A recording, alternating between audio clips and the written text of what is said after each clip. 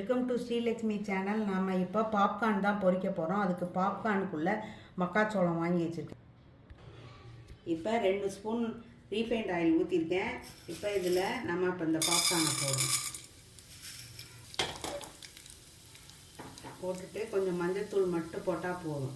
லேசாக பொரிய ஆரம்பித்தோடனே போட்டுடணும். இப்போ மஞ்சள்தூள் போட்டுக்கணும். இப்போ பாப்கார்ன் பொரிய ஆரம்பிச்சிருச்சு.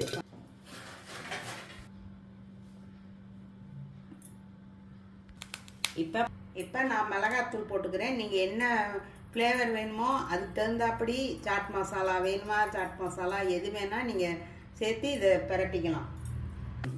சால்ட்டு போடணும், போட்டு விரவிடணும். குழந்தைகளுக்கும் கொடுக்கலாம். ஸ்ரீலக்ஷ்மி சேனல் லைக் பண்ணுங்கள், ஷேர் பண்ணுங்கள், சப்ஸ்கிரைப் பண்ணுங்கள்.